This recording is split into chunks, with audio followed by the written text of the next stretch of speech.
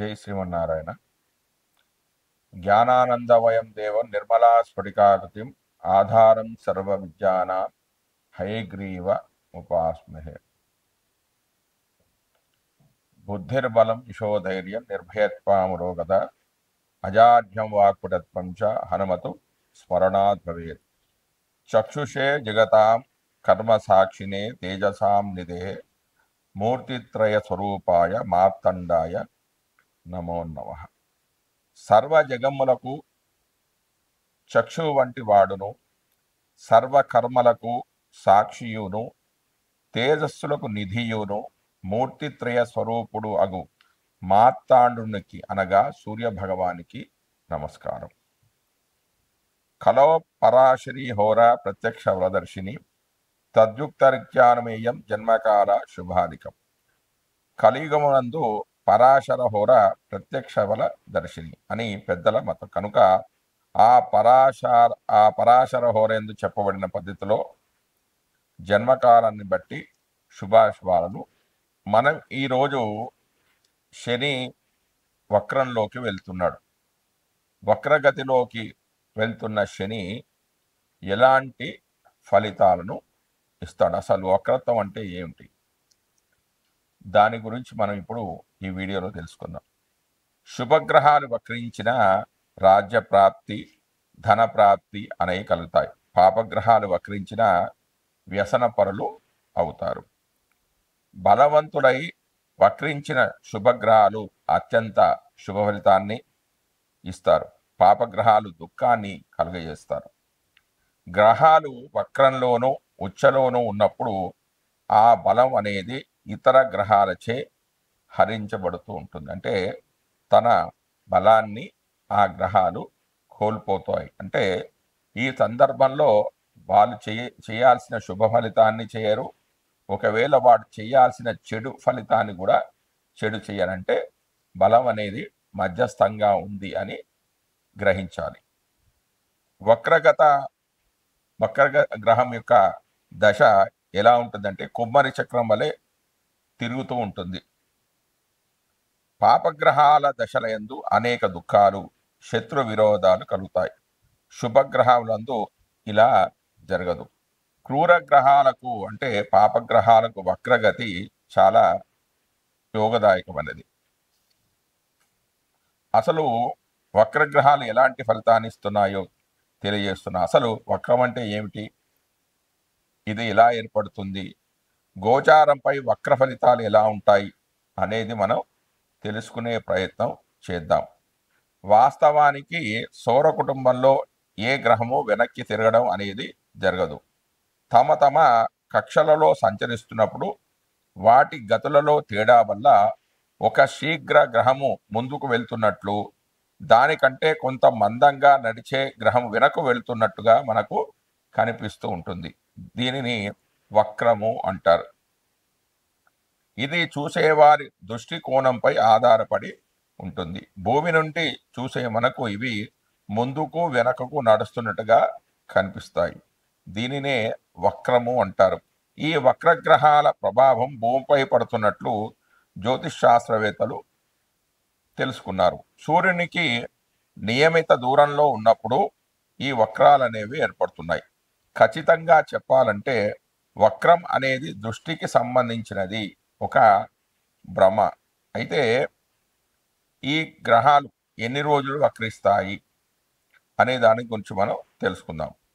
కుజుడు 80 రోజులు వక్రిస్తాడు, బుధుడు 24 రోజులు, గురుడు 240 రోజులు, శుక్రుడు 42 రోజులు, శని 140 రోజులు, ఇంద్రుడు 115 రోజులు, వరుణుడు 157 రోజులు వక్రగతి కాలం. అంటే ఎక్కువగా అదే మ్యాక్సిమం అన్ని రోజులు ఉంటాడు, అంటే అంతకంటే తక్కువ కూడా ఉండొచ్చు.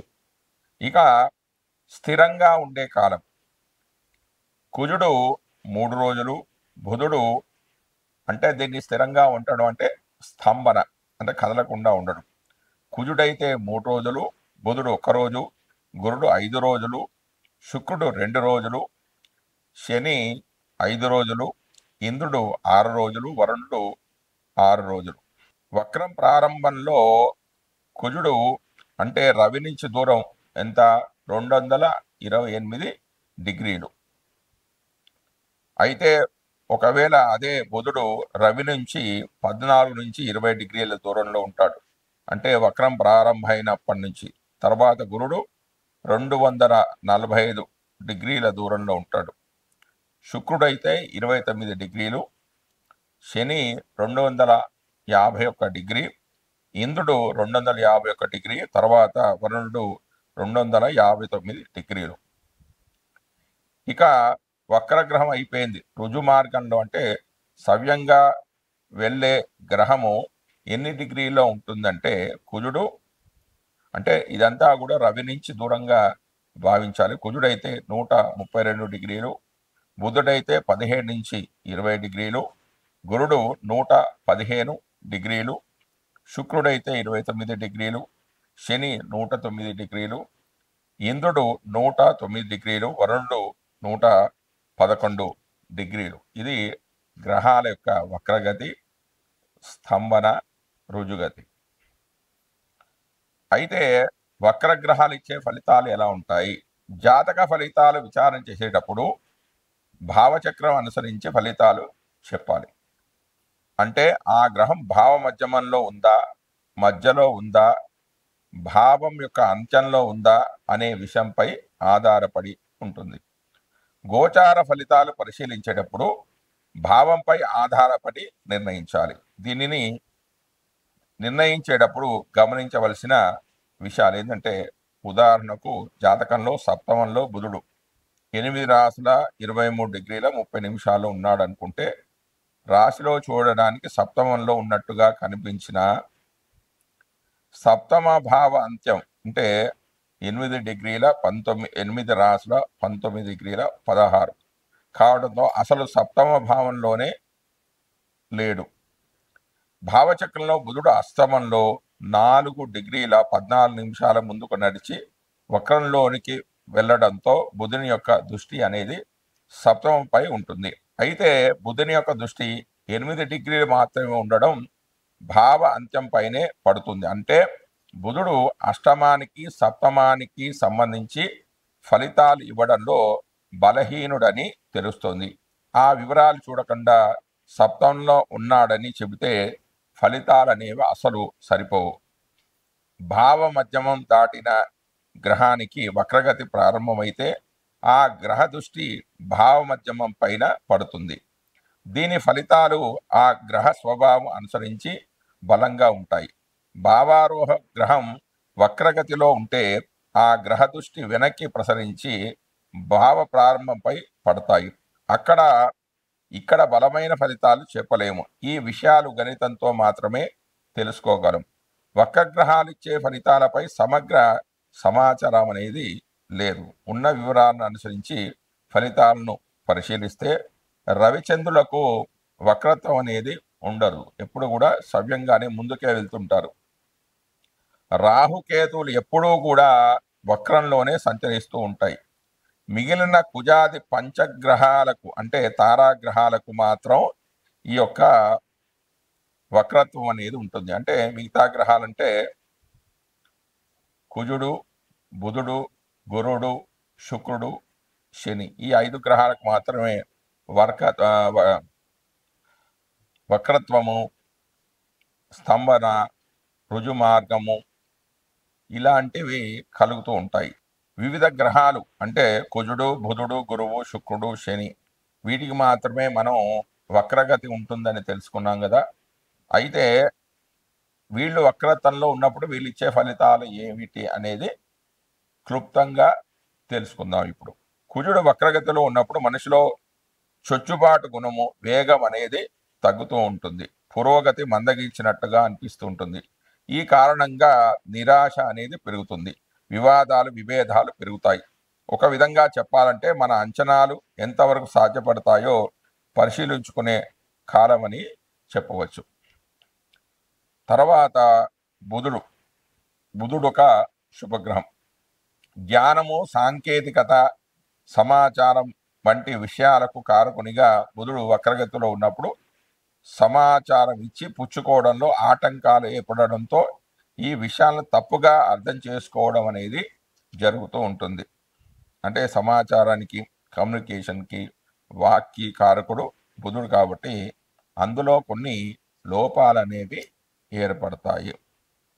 అవేంటంటే సమాచారం ఇచ్చిపుచ్చుకోవడంలో కొంచెం ఆటంకాలు అనేది ఏర్పడుతుంది. విషయాలు ఏదన్నా ఎదుటి వాళ్ళు చెప్తే దాన్ని తప్పుగా అర్థం చేసుకోవడం అనేది జరగవచ్చు. ఇది ఆలస్యానికి కారణం అవుతుంది. సాంకేతికతకు ఇదే పరిస్థితి ఏర్పడినా ఈ సవాళ్ళను ఎదుర్కొని సరైన పరిష్కారం కనుక్కునే అవకాశం అనేది కలుగుతుంది. అంటే ఈ విషయంలో కొంచెం ఆలోచించుకొని సరైన నిర్ణయాలు తీసుకునే అవకాశం ఉంటుంది ఎప్పుడు బుధుడు వక్రగతిలో ఉన్నప్పుడు. తర్వాత గురుడు జ్ఞానము, అభివృద్ధి వంటి విషయాలకు కారకునిగా సంవత్సరానికి ఒకసారి వక్రగతిలో అంటే సుమారుగా 4 నెలలు ఉంటాడు. ఏదైనా విషయం పైన మన అవగాహనను పునరావలోకనం చేసుకునే విధంగా అంటే మళ్ళీ మళ్ళీ ఆలోచించుకునే విధంగా చేస్తాడు. మన నమ్మకాలను, విలువలను పునఃపరిశీలన చేసుకునేలా చేస్తుంది. ఇది మానసిక చైతన్యానికి ఎంతో ఉపయోగిస్తూ ఉంటుంది. తర్వాత శుక్రుడు కూడా శుభగ్రహమే. అంటే బుధుడు, గురువుడు, శుక్రుడు శుభగ్రహమే. బుధుడు శుభగ్రహాలతో కలిస్తే శుభుడుగా, పాపగ్రహాలతో కలిసే పాపగ్రహంగా జాతక పరిశీలనలో మనం గుర్తించాలి. శుక్రుడు ప్రేమ, అందము, సామరస్యము సూచించే గ్రహంగా శుక్రుడు వక్రస్థితిలో ఉన్నప్పుడు సంబంధాలు, ప్రేమ వ్యవహారాలు అంటే ఇంటా బయట కూడా గణనీయమైన మార్పులకు లోనవుతూ ఉంటాయి. వ్యక్తులను మరింత లోతుగా అంచనా వేసే సమయం. అంటే నేను ప్రేమించిన వ్యక్తి సరైన వాడా కాదా, ఇతన్ని వివాహం చేసుకుంటే జీవితం బాగుంటుందా బాగుండదా అనే ఒక ఆలోచన. అంటే తిరిగి తిరిగి ఆలోచిస్తూ ఉంటారు. చాలా కాలంగా పరిష్కారం కాని వ్యవహారాలు ఒక కొలిక్కి రావడమే కాకుండా వాటికి పరిష్కారాలు కూడా లభిస్తాయి. అంటే గుడ్డిగా నమ్మకుండా మళ్ళీ మళ్ళీ ఆలోచించి చెడు నిర్ణయాలు తీసుకోకుండా సరైన మార్గాన్ని నడిచే విధంగా శుక్రుడు ఆలోచింపజేస్తాడు. అంటే శుక్రుడు వక్రంలో ఉన్న వాళ్ళకి, అంటే గోచారంలో కూడా వక్రంలో ఉన్న వాళ్ళకి ఇలాంటి ఫలితాలన్నీ వస్తాయి. ఇక శని క్రమశిక్షణ, బాధ్యతలను సూచించే గ్రహంగా శని సంవత్సరానికి ఒకసారి వక్రగతిలో సుమారుగా 4 నెలల కాలం ఉంటాడు. ఈ సమయంలో మన అంచనాలను తిరిగి సమీక్షించుకోవాల్సి ఉంటుంది. కట్టుబాట్లు, బాధ్యతలు వంటి దీర్ఘకాలిక లక్ష్యాలు ఆందోళన కలిగించిన వాటికి పరిష్కారాలు చూపించడంతో పాటు మానసిక పరిపక్వతకు సవాలుగా నిలిపి సమస్యలు అధిగమించడానికి ప్రోత్సాహాన్ని ఇస్తుంది. మనం ఇప్పుడు ఈ వీడియోలో శని ప్రస్తుతం వక్రగతిలో సంచారం చేస్తూ ఉన్నాడు. అంటే శని పాపగ్రహం. వక్రగతిలో శని సంచారం వల్ల మేషాది 12 రాశుల వారికి శని భగవానుడు ఇచ్చే ఫలితాలు ఏమిటి అనేది మనం ఇప్పుడు ఈ వీడియోలో తెలుసుకుందాం. శని ధనుసు రాశి వారికి 4వ స్థానంలో సంచరిస్తున్నాడు. దీన్ని అర్ధాష్టమ శని అంటారంటే ఏలినాటి శని. అంటే గోచారిత్యా 12, 1, 2 స్థానాల్లో సంచరించిన సందర్భంలో 4వ స్థానంలో, 8వ స్థానంలో శని చెడు ఫలితాలు ఇస్తాడు అనేది అందరి యొక్క భావన. కానీ శని చెడే చేస్తాడా, మంచి చేయడా అంటే మంచి కూడా చేస్తాడు. కానీ చెడు గుర్తున్నట్టుగా మంచి గుర్తుండదు. శని కర్మకారకుడు, వృత్తికారకుడు. అంటే ఎవరి జాతకంలోనున్న శని బలంగా ఉంటేనే మంచి ఫలితాలు ఉంటాయి. ఇక ఆ శని జీవకారకుడైన గురువుతో కలిసి ఉంటే ఈ వాళ్ళకి తిండి, బట్ట దీనికి లోటు ఉండదు. అంటే జీవితాంతం వరకు అన్ని సౌకర్యాలు వాళ్ళు అనుభవిస్తారు. దీన్ని ధర్మ కర్మాధిపతి యోగము అని అంటారు.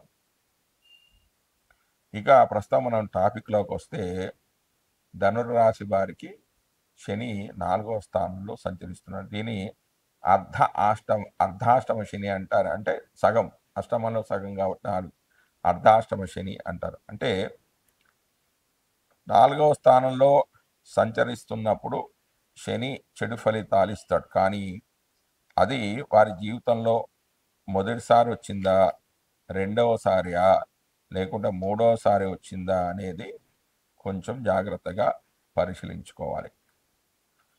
అయితే ఈ 3 సార్లు వచ్చినప్పుడు ఫలితాలు ఏ విధంగా ఉంటాయి? 4వ స్థానంలో వస్తే, మొదటిసారి వస్తే దాన్ని మంగు శని అంటారు.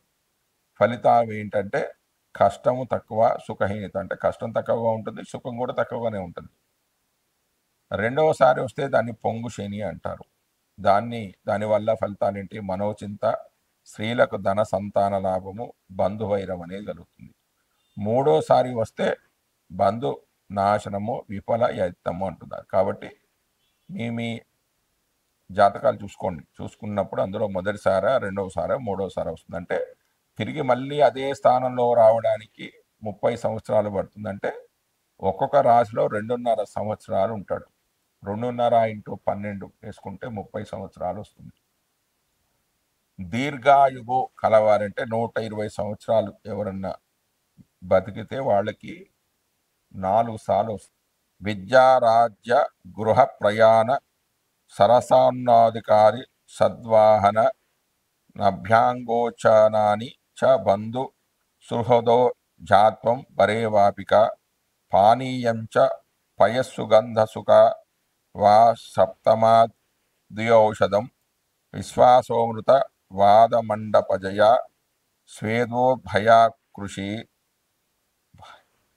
క్షేత్రరామ తడాక కుపకననం, తత్తా ప్రతిష్ఠితాద్యో, మాతుర్వర్గాని దాన బుద్ధిజనకో, దారాస్వ నిక్షేపణం, శోధశిల్పగృహే ప్రవేశ పరిమాణాశ్రీ లధామ్యాచ్యుతి, పితృవ్యం స్వ సురభోజనం చ మానసోమేష ప్రదేశక్రియా, వాల్మీకాశ్రుతిశాస్త్రబుద్ధి మహిషా గోవాది మత్తద్విప, గార్కేత్రోస్తు సస్య సంపద ఇవ వాచా చతుర్థయాత్. అంటే విద్య, రాజ్యము అంటే ప్రైమరీ ఎడ్యుకేషను, రాజ్యం, గృహం, ప్రయాణాలు, నీటి మీద ప్రయాణం, అభ్యంగన స్థానము, తల్లి, బంధువులు, స్నేహితులు, జాతి, మంచి వస్త్రాలు, చెరువులు, నీరు, సుగంధ ద్రవ్యాలు, నీటి సౌఖ్యము, సత్కీర్తి, దివ్య ఔషధము, విశ్వాసము, అసత్యాలు, మంటపాలు, విజయం, చెమట పట్టడం, కష్టార్జితము, భూమి, తోటలు, చెరువులు, బావులు తవ్వడం, ప్రతిష్ఠించడం, మాతృవర్గము, నిదానంగా ఆలోచించడం, తండ్రి ఔన్నత్యము, ధన నిక్షేపణ, బిల్డింగ్సు, శిల్పాలు, గృహప్రవేశము, స్థానభ్రంశము, పిత్రార్జితము, మంచి ఆహారం, మోసగుణము, పుట్టలు, శృతులు, శాస్త్రాలు, అభివృద్ధి, ఎద్దులు, గోవులు, గుర్రాలు, మదపుటేనుగు, సస్యవృద్ధి అనేవి చతుర్థ భావంలో ఉంటాయి. ఇందులో కొన్ని అనేవి ఇబ్బందులు అనేవి కలుగుతాయి. అంటే శని భగవానుడు రుజుమార్గంలో సంచరిస్తున్నప్పుడు ఇవన్నీ నష్టాలు జరుగుతాయి. కానీ శని వక్రంలో సంచరించడం వల్ల వీటిలో కలిగే ఇబ్బందులు అనేవి చాలా తక్కువగా ఉంటాయి. కొంత కుటుంబంలో సమస్యలు రాకుండా తిరిగి ఆలోచించుకోవాలి. తల్లిదండ్రుల ఆరోగ్యం గురించి, ఆస్తులకు సంబంధించిన సమస్యలు ప్రముఖంగా ఉంటాయి. అంటే ఆస్తులకు సంబంధించిన విషయాల్లో గొడవలు జరగకుండా చూసుకోవాలి. సరైన సమయానికి భోజనం చేయాలి. వాహన ప్రమాదాలు కూడా జరుగుతుంటాయి. ప్రయాణాలు చేసేటప్పుడు, వాహనాలు నడిపేటప్పుడు చాలా జాగ్రత్తగా ఉండాలి. డబ్బు అనేది లిక్విడిటీ క్యాష్ అంటే నగదు నిల్వలు సరైన విధంగా ఉండేటట్టుగా చూసుకోవాలంటే వ్యాపారాన్ని కూడా తిరిగి నిశ్చితంగా పరిశీలించుకుంటూ ఉండాలి. ఇట్లా పరిశీలించుకున్నప్పుడు వక్రగతిలో సంచారం చేస్తున్న శని దోషాల నుంచి కొంచెం ఉపశమనం అనేది వారికి లభిస్తుంది. అనుకూలమైన ఫలితాలు అనేవి కలుగుతాయి. జయ శ్రీమన్నారాయణ. శని దోషహారిగా ఉన్నప్పుడు వాళ్ళ ఉద్యోగంలో గాను వ్యాపారంలో కూడా అనేక ఇబ్బందులు ఉన్నప్పుడు, శని వల్ల ఇబ్బందులు ఎదుర్కొన్నప్పుడు చేసుకోవాల్సిన పరిహార మార్గాలు ఏంటంటే, శనిదోష పరిహారానికై ఆంజనేయ స్వామి ఆలయాన్ని సందర్శించండి, లేకపోతే శివాలయానికి సందర్శించండి. ఏకాదశి సోమవారం, ఏకాదశి కానీ సోమవారం కానీ, ఆరుద్ర నక్షత్రం రోజు కానీ, మాస శివరాత్రి రోజు కానీ రుద్రాభిషేకాన్ని చేసుకుంటూ ఉండండి. వీలైతే ప్రతి సోమవారం కూడా రుద్రాభిషేకం అనేది చేసుకుంటూ ఉండండి. నిత్యం హనుమాన్ చాలీసా పారాయణం అనేది చేసుకుంటూ ఉండండి. ఆవాలు కానీ నువ్వులు కానీ దానం చేయండి. నువ్వులను హోమంలో వాడవచ్చు లేదా దానంగా ఇవ్వవచ్చు. ఈ మంత్రాన్ని నిత్యం పఠిస్తూ ఉండండి. ముఖ్యంగా శనివారం రోజున, శని హోరా సమయంలో, అంటే శనివారం ఉదయం 6 గంటల నుంచి 7 గంటల మధ్యలో ఈ యొక్క మంత్రాన్ని చదువుకోండి. అదేమిటి? నీలాంజన సమాభాసం రవిపుత్రం విమాగ్రజం ఛాయామాత్తాండ సంభూతం తం నమామి శనేశ్వరం అనే ఒక ఈ మంత్రాన్ని కానీ, ఓం ప్రాం ప్రీం ప్రోం సహ శనేశ్వరాయ నమః అనే మూల మంత్రాన్ని కానీ గురువుల చేత ఒక్కసారి ఈ మంత్రాన్ని చెవిలో చెప్పించుకొని శనివారం రోజున శనిహోరా సమయంలో చెప్పాను కదా 6 నుంచి 7 మధ్యలో ఒక 108 సార్లు, అంటే ఒక జపమాలలో 108 ఉంటాయి, అవి 108 సార్లు చదువుకున్నట్లయితే శని యొక్క దోషాలు అనేవి తొలగిపోతాయి. జై శ్రీమన్నారాయణ.